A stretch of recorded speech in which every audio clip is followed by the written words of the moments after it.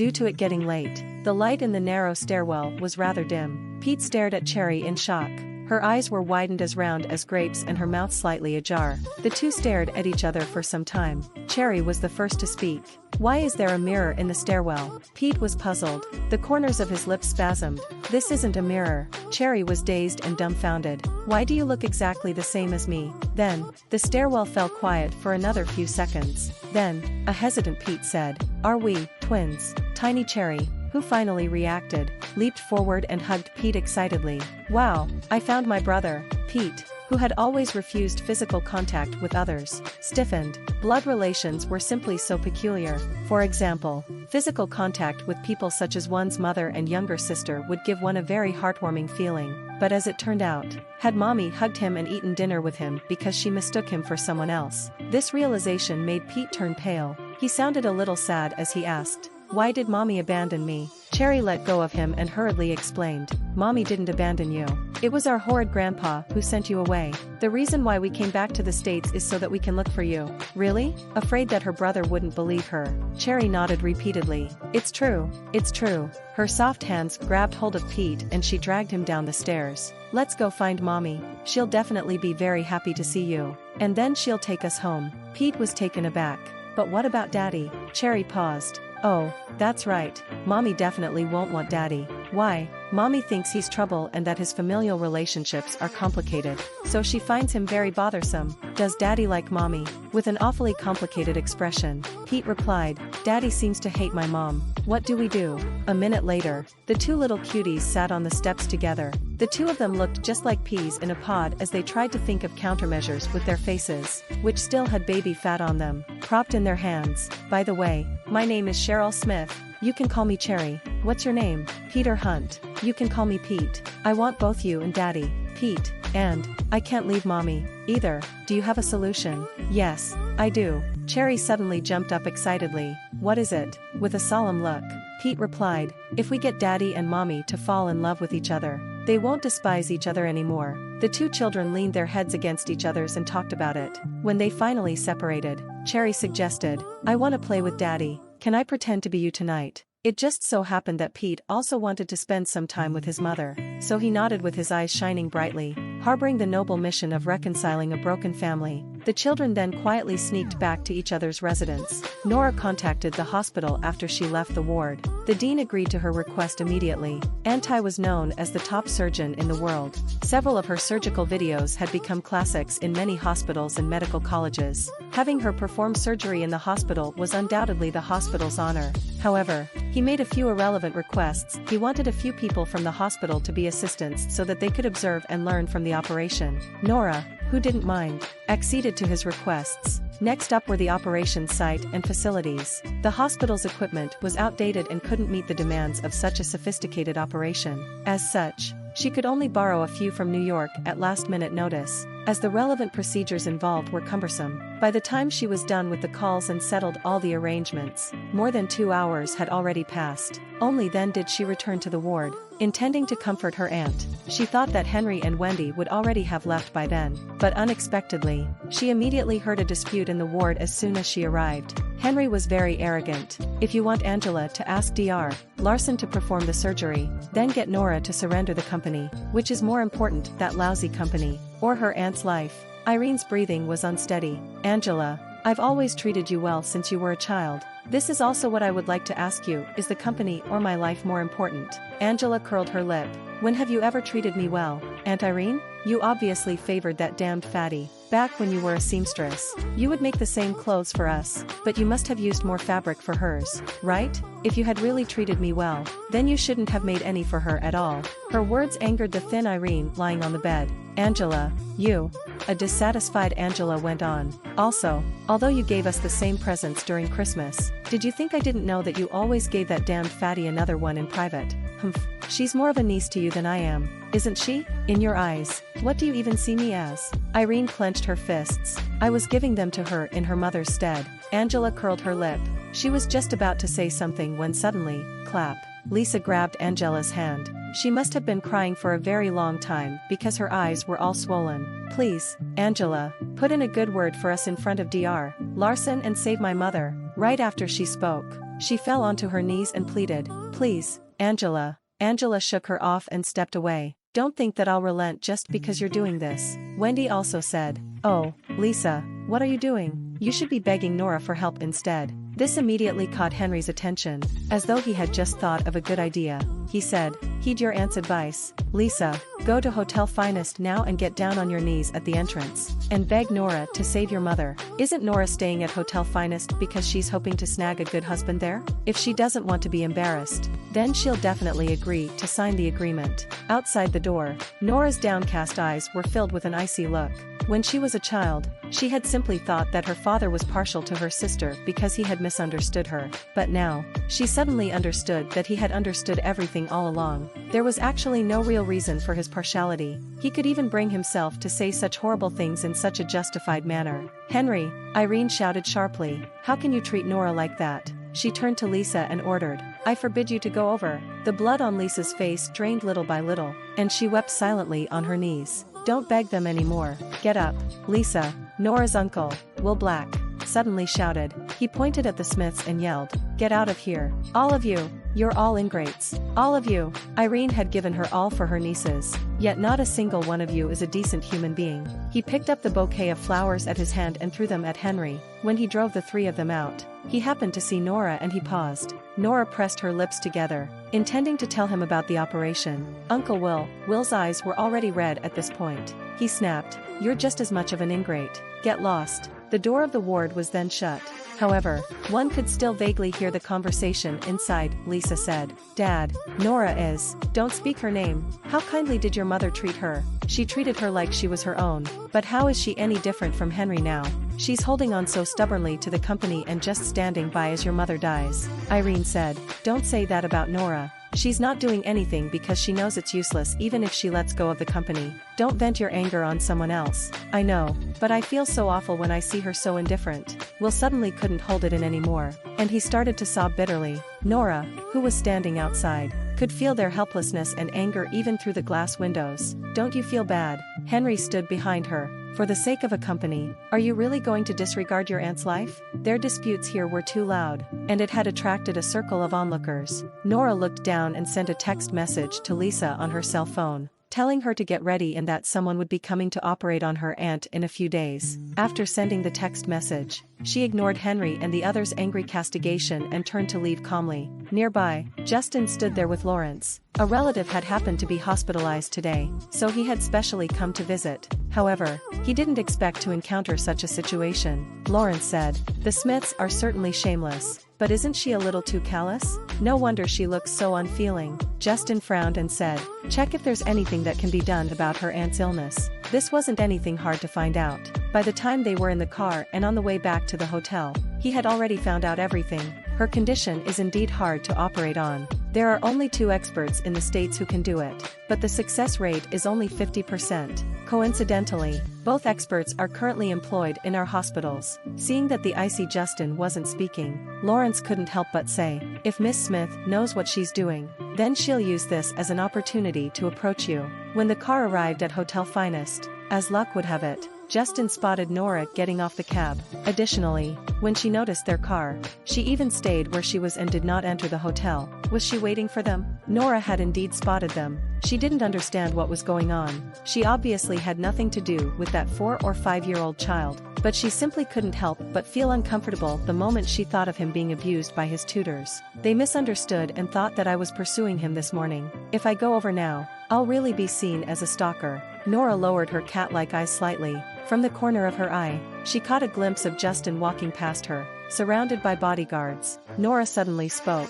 She said, "I have something to say, Mr. Hunt." As expected, Justin stopped and looked at her with a deep gaze. His exquisite features exuded an aggressive air of heroism, and the mole at the corner of his eye gave off a feeling of slight interest. "What can I do for you, Miss Smith?"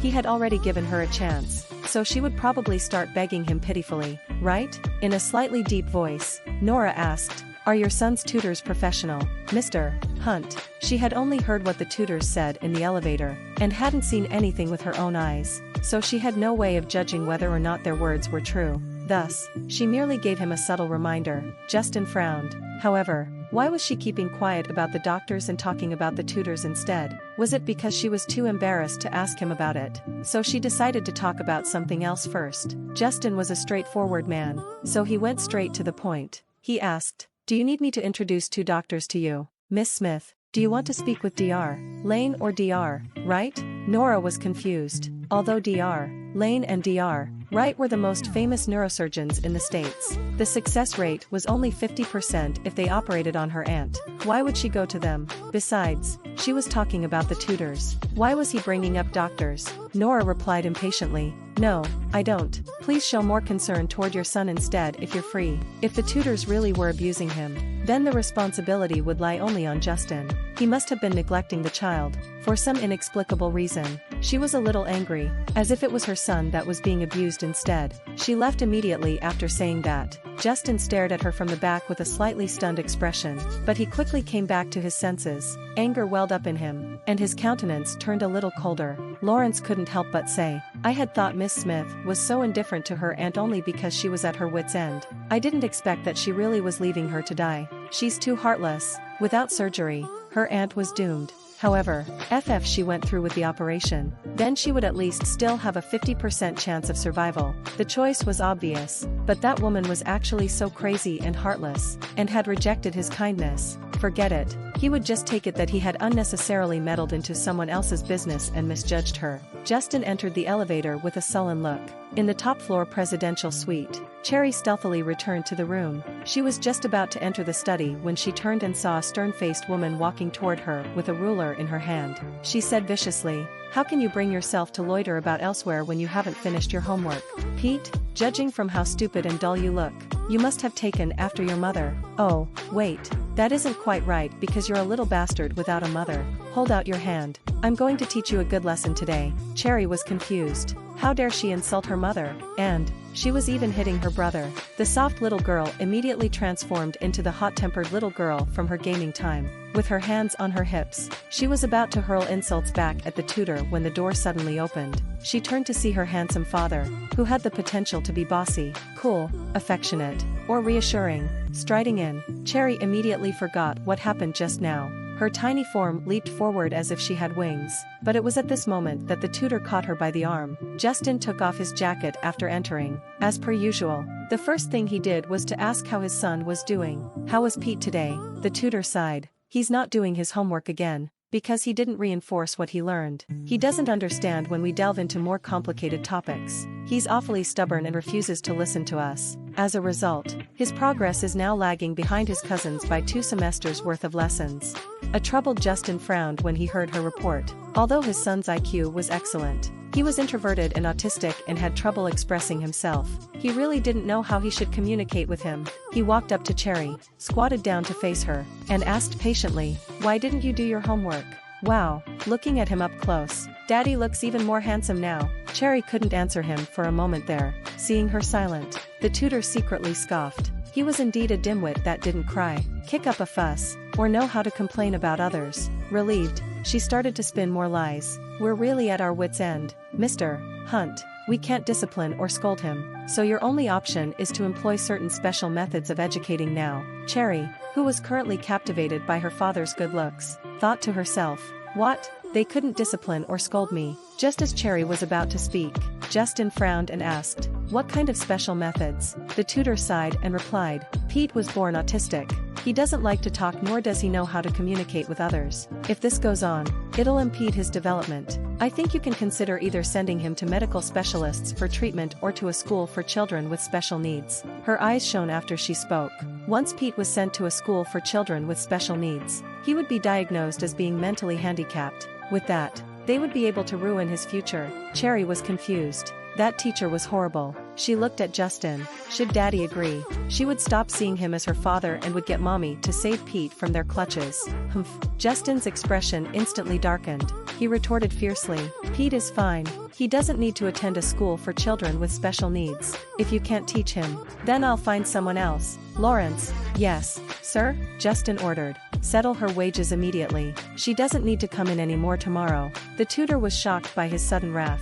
Justin was usually very polite to them, which made her forget how domineering a man Justin really was. She had made a mistake. She shouldn't have said something like that. She should have taken it slow, seeing that she was out of a job. In order to complete her mission, the tutor put on a sincere and earnest expression and said, "I am the top domestic tutor in the States. Mr. Hunt, my advice is undoubtedly in your son's best interests. Since you refuse to listen to the truth, then take it as if I didn't say anything. I enjoyed myself very much during my time with Pete. Goodbye." Her speech was very in line with what an exemplary teacher would say. Justin's anger faded a little and he said, "Give her an extra half a year's wages." The tutor was ecstatic. Half a year's wages were a lot of money, together with what that person had given her. Cherry, who was listening to them intently, was very satisfied. Daddy hadn't given up on Pete. He was indeed protective of him. However, he had been deceived by that teacher. As she watched the wicked teacher walk happily toward the door, Cherry's big grape-like eyes swiveled a little and she asked, "Daddy, am I a little bastard without a mother?" Justin was taken aback.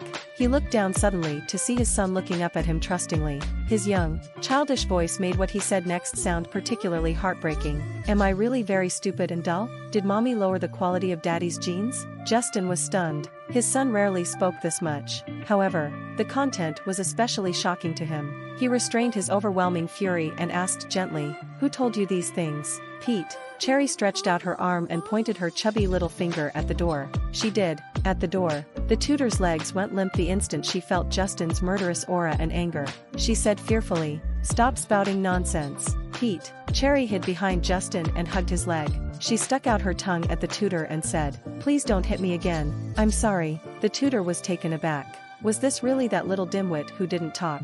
At the sight of how fearful his son looked, Justin didn't give the tutor a chance to explain anymore. He ordered, "Bring her out." "Lawrence." "Yes, sir." Lawrence grabbed the tutor and pushed her out. Justin rubbed Cherry on her head comfortingly and said, "Can you play by yourself for a while, Pete?" The upcoming scene was too bloody and unsuitable for children. Although Cherry wanted to be with her father, he needed to deal with the vicious teacher now. It was just like how mommy would also blindfold her and tell her to count sheep whenever she fought others when they were abroad. She nodded. "Okay, Daddy." Justin only left the room after seeing Cherry pick up a toy without any significant fluctuations in his emotions. Lawrence was a very efficient man. By then, he had already interrogated the truth out of the tutor. With his head down, he said, "It's your uncle and his family that bribed them. They wanted to make Pete into a stubborn and problematic child so that their own children can take over the corporation. The two tutors were sent by the old madam, so were negligent and overlooked it. The old madam doted on Pete the most. Who would have imagined that the tutors she sent harbored ill intentions?" Justin clenched his fists and asked, "What did they do to Pete?" At the mention, Lawrence's head lowered even further. He answered, "They punished him by making him stand, hitting his palms, and reprimanding him. Also, they didn't teach him seriously. They didn't dare to do any kind of physical abuse worse than that, because they were also afraid that someone would discover what was going on." Justin looked at the trembling woman kneeling on the ground and kicked her in the chest. The blow caused her to immediately cough up blood. His dark and overcast countenance made him look as if a demon. He ordered, "Throw her out."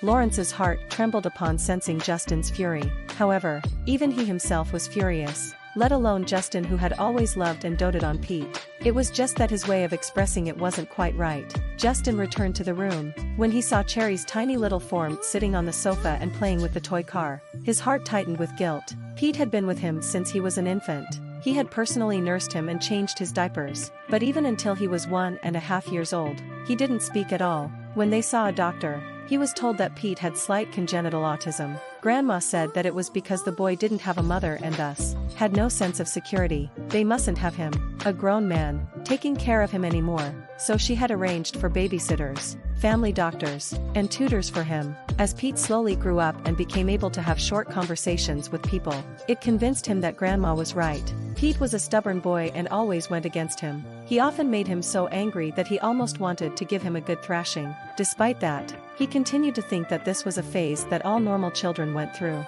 That was, until that incident last week. It was all his fault. Justin walked over slowly. He sat beside Cherry, softened his voice, and said, "Daddy is sorry, Pete." Cherry stretched out her little arms and hugged her handsome father. Everything will be fine as long as you can acknowledge your mistakes and turn over a new leaf. Daddy, Justin sighed. Then, he said seriously, we won't engage any more tutors. I'll personally teach you in the future. The happy Cherry was instantly petrified. What? She hated having to do homework the most. Help. Pete, downstairs. When Nora returned to the room, she found her daughter sitting on the sofa and looking at her obediently instead of playing games like she usually did. She walked over and kissed Pete on the forehead. You're so well behaved today, baby. The soft lips pressed against his forehead, causing Pete to freeze. Yet at the same time, a sense of anticipation also arose in him. Mommy's so soft and gentle. He looked at Mommy longingly and subconsciously stood up and followed after her. As he did, he suddenly found his mother stopping and looking at him with a half-amused smile. Are you intending to take a bath together with Mommy, Cherry? Only then did Pete realize with a start that he had followed her into the bathroom in the master bedroom. He was about to retreat, but Nora stooped over and picked him up. She said, forget it. Let's bathe you first. Alarm bells rang in Pete's head. Wouldn't his identity as a boy be revealed if she were to bathe him? Pete blushed. No, it's fine, Mommy. Nora chuckled softly and said, Cherry's a big girl now. Pete ran away in a hurry after Nora let go of him. He stood outside the door to the bedroom and listened to the movements inside. The sound of running water, the sound of someone in the bath, and the sound of Mommy walking around in slippers after she was done bathing. After confirming that Mommy was dressed, he opened the door and saw her lying on the bed, with her eyes closed. She said, Mommy has a very important operation in 2 days. Cherry, I need a crazy amount of sleep for the next few days, so I'll go to bed first, alright? Okay, Mommy. His sister had told him before that Mommy had poor health and that her hobby was sleeping. She was usually either asleep or dealing with troublesome issues so that she could sleep.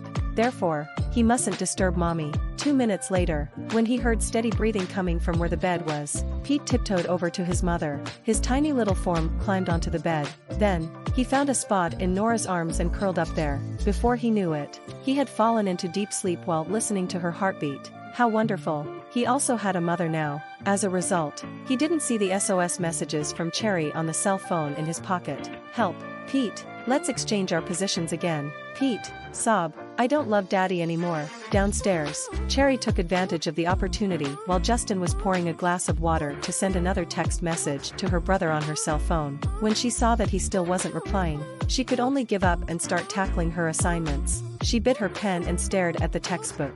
Her face all wrinkled as she frowned. She, who had grown up abroad, was still at the literacy development stage. She couldn't understand the questions on the papers at all. Justin sat next to her when he returned. It had been half a year since he last tutored his son. As such, he didn't know how far their current progress was. He pointed at the simplest question and asked, Do you know how to solve this? Cherry's big eyes were completely blank. Justin fell silent for a moment. Then, he flipped back to syllabus from half a year ago. What about this? Cherry shook her head hard. Justin stared at her. He wanted to ask Pete why he couldn't solve the question now when he could do it half a year ago. Also, was he really shaking his head when he hadn't even read the question? Cherry wordlessly suggested, Why don't we learn about history instead? Daddy? I'm very knowledgeable in that. Alright. Justin flipped open the textbook. Who's the first president of the United States? Cherry's eyes lit up. She raised her hand and said, I know this. Justin breathed a sigh of relief. His son had fallen behind in his mathematics, but it would also do if he was doing well in his history classes. As soon as the thought formed, he heard her yell, Tom Cruise. It's George Washington. Cherry blinked. Oh right, I must have remembered it wrongly. Next question please. Daddy, which American politician was assassinated in 1963? Leonardo DiCaprio. Cherry immediately answered. Justin took a deep breath and told himself not to get mad. His son had just started talking a little more. He mustn't lose his temper. He decided to try again. Who invented the light bulb? Full of confidence, Cherry answered. Keanu Reeves. As Justin looked at his son's usually stern countenance that seemed more alive and animated today, he couldn't help yelling, Peter Hunt. Cherry looked up, her expression as though she was eagerly seeking praise. Aren't I great, Daddy? There's still a lot more that I know. Justin was perplexed, but when he saw how his son looked, he immediately reined his temper in. The tutors were the ones who had taught him all these. So what was he losing his temper at the kid for? He would just reward those 2 tutors even handsomely. Justin said glumly, Let's continue tomorrow. Okay, Daddy. Cherry heaved a huge sigh of relief, seeing Lawrence poking his head into the room every now and then because he probably had something to talk to her father about. she carefully climbed down from the chair and said, "I'm going off to play now." Justin rubbed his temples as he watched her run off. Lawrence entered the room. With a complicated look, he said, "Pete seems to be doing worse than how the tutor had put it. If this goes on, he'll probably fall to the last place in the year-end assessment, right? Do you want to quickly contact a few other tutors? There's still time until the end of the year." The Hunts held assessments for the children at the end of each year. Pete always took top place in the past. That was how he became known among outsiders for having a high IQ. Yet his grades had deteriorated so badly in just half a year. No wonder it was said that even though children had good memory, they were also prone to forgetting. Once they stopped learning, their grades would suffer immediately. Flames of fury flared in Justin's eyes. He closed his eyes and pondered for a long time before he finally sighed and said, "Forget it. Let's not force him to do it anymore." It was exactly because he had placed too much emphasis on education in the past that he always fell out with his son. But when he saw how he smiled and how he cried and kicked up a fuss, it was then that he realized that his son's mental health was more important than anything else. Even if his son were to really forget everything that he had learned and take the last place in examinations every time, he could just live from day to day in the future. He would pave the way for his son's future. Justin, who had always been bold and resolute when facing the unscrupulous commercial world, hesitated for a moment. Then, he asked, "Do you find Pete very different today?" The abuse had been ongoing for a very long time, but his son had never once mentioned anything. Yet not only had he spoken up today, but his personality seemed to also have become a lot more cheerful. For some reason, Justin suddenly thought of what that woman had said downstairs. How did she know that the tutors were problematic? Had Pete been keeping in contact with her all this time? A pondering Lawrence also said, "Could Miss Smith have counseled Pete? Speaking of this, she's really not a simple woman. After all, so many women have tried to gain Pete's favor in order to get near to you. But all of them have been unsuccessful." Lawrence couldn't even keep count of how many of Justin's suitors he had had to handle in the past anymore. He thought for a while and asked, "Do you want to consider giving Miss Smith a chance to get near you if she really has a positive influence on Pete?" Justin hesitated for a while before he asked, "What is she doing now?" A hesitant look appeared on Lawrence's countenance again. "When the cleaners went to clean the room just now, they heard from the nanny that she's asleep, and she forbade them from disturbing them. Her aunt's life is still in limbo, yet she can still bring herself to sleep. A person who could do that was too unfeeling." Justin's expression darkened. "Don't let her make contact with Pete so often anymore." "Yes, sir." Lawrence wanted to say more, but Justin suddenly noticed that the little fellow had fallen asleep on the sofa. He gestured to Lawrence to keep quiet. Then, he walked over and picked up Cherry, intending to carry her into the bedroom. A dazed Cherry suddenly placed her arms around his neck and said, "Mommy, I found my elder brother. He looks just like me." Justin paused and frowned. Justin stared at the young child in his arms. Her murmur reached his ears. It seemed like she was calling out for her mother.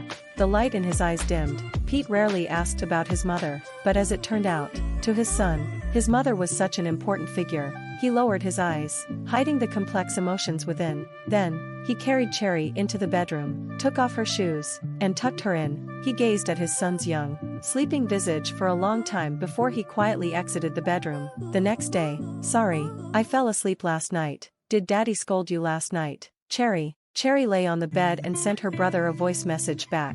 "Nope, because even though I don't know much about mathematics, I'm awesome at history. Daddy was so moved that he canceled my homework." Pete believed her. He said, "Okay, don't forget our plans today." Cherry was about to reply when the door opened. Justin pushed the door open and walked in to see his son on the bed with his butt perched high into the air while texting on his cell phone. At the sight of him, his son turned off the cell phone screen in a slight panic. Then, with a guilty conscience, he blinked with his big cute eyes and exclaimed, "You look even more handsome today, Daddy." Justin couldn't help but smile when he heard the little fellow complimenting him. "You're a handsome fellow, too." "No, that won't do." Cherry corrected him seriously and said, "Handsome is used to describe boys. I'm going to be pretty when I grow up." Justin was perplexed. Cherry flipped the quilt aside and climbed out of the bed nimbly. Then, she held his large hand with her own small one and asked, "Wanna have breakfast, Daddy?" Cherry Pit is really hungry." Justin glanced at her hesitantly again. Grandpa was the one that had named him Peter, in hopes that he would be as resilient and down-to-earth as a rock. How did that become Cherry Pit instead? It sounded a little sissy. He took Cherry to the dining room. The presidential suite was bigger than 5,000 square feet. It had 4 bedrooms, 2 studies, a living room, a lounge, a gym, a kitchen, and a dining room. While they were eating, Justin instructed. Get the family doctor here. Cherry ate slow, so Justin got the nanny to look after her after he finished. Then, he entered the study with the family doctor who had hurried over. As the doctor stood there, he saw his employer's expression changing again and again before he hesitantly asked, "Is it possible to tell a 5-year-old child's sexual orientation?" During the history quiz the day before, all the names that his son had mentioned were good-looking and attractive men. Moreover, his son's wish to become pretty and how he had called himself Cherry Pit this morning was rather worrisome. Was Chester being a bad influence on him? When the family doctor saw how serious he was, he replied solemnly, "One's sexual orientation is generally already decided at birth, but if you have concerns about this, I can prepare a test for Pete." "Okay, get the test ready." After giving the doctor instructions, Justin exited the study. The moment he returned to the dining room, he saw Chester and his son's arms slung across each other's backs while they spoke with each other in low voices. His face immediately sank. "Why didn't you log on to the game last night?" Chester was stuffing bread into his mouth and speaking with a muffled voice when he suddenly felt a chilly aura coming toward him. He turned his head slowly to see the tyrant standing behind him. The look in his eyes was as if he wanted to kill him. Chester was so frightened that he jumped up from the chair. "Hey, are you okay, Justin?" Justin retracted his scrutinizing gaze and walked in between Chester and Cherry. He said, "No one's living next door. You can move in there instead." Chester was confused. Why was he sensing acute disdain from the tyrant? When Cherry was full, she walked over and put her arms around Justin's leg. Then, she looked up and asked adorably, "Can you accompany me to the movies today, Daddy?" Just as Justin was about to refuse, his son wheedled, "Come on, Daddy, pretty please?" That tone, Justin bent over and picked Cherry up. "Don't plead with others so lightly, Pete." Cherry's big round eyes blinked. "Will you go, then?" "All right." In order to make it up to his son, he had already postponed all his work and meetings today. Since he wanted to go to the movies, he would accompany him. The two picked an afternoon screening for a cartoon film. Before leaving, Cherry secretly sent a message to Pete, "All set." "Pete, what about you?" Pete replied very quickly, "We've already set off." How could Nora possibly reject the request? She was always sleeping, so she was already spending less time with her child than other mothers. Thus, as long as the request wasn't too much, she agreed to every one of Cherry's requests. As she had to perform surgery the next day, she had slept all the way until 2 p.m. Then, she took Pete to the movie theater while yawning. At the entrance of the movie theater, the corners of her lips spasmed a little as she looked at Pete. "It's just a movie, Cherry. Is this really necessary?" Pete had a mask on. "It's to prevent being infected by contagious diseases." Nora held her forehead with her hand. "And the shades?" Pete pushed them up a little and replied reticently, "It looks good, if you say so." After Nora bought some popcorn and cola, she took his hand and led him into the movie theater. After taking their assigned seats, Pete took out his cell phone and sent a text message to his sister, "Are you here yet?" Cherry was currently following Justin into the movie theater sulkily. She wanted popcorn, but her father had adamantly refused to buy her some, saying that it was unhealthy. He was horrible. Justin intensely disliked large movie theaters like this. Not only were there a lot of people, but the air was also very dirty. But because his son wanted the experience, it wasn't quite appropriate for him to book the whole theater, either. He entered the cinema sullenly with Cherry in his arms. When he reached the seats assigned to them based on the tickets that his son had bought online, he immediately spotted the woman already seated there. The theater was very dark, but she was so fair that it dazzled one's eyes. Her eyes were lidded and she seemed very sleepy. Her arms were comfortably crossed and she was currently asleep. Justin's expression darkened. He had been wondering why his son suddenly wanted to come to the movies and even bought tickets. So, in the end, it was all still that woman's scheme. He wanted to turn around and leave, but when he thought of his son's mental health, he suppressed his impatience and placed Cherry between the two of them in the end. He would never give her a chance to get close to him again. The two cuties, who both had masks on, exchanged a look with each other. How were Daddy and Mommy going to fall in love with each other if they didn't sit together? The movie started at this point. The theme song of Frozen started to play. With just a glance, the movie instantly grabbed Cherry's attention and she started to watch it with her eyes widened. Half an hour later, Cherry suddenly smelled popcorn. Engrossed in the cartoon, she subconsciously nudged Nora and said, "Popcorn, Mommy." Nora, who was dozing off, let out a dazed okay. Then, she picked up a piece of popcorn, took off Cherry's mask, and stuffed it into her mouth.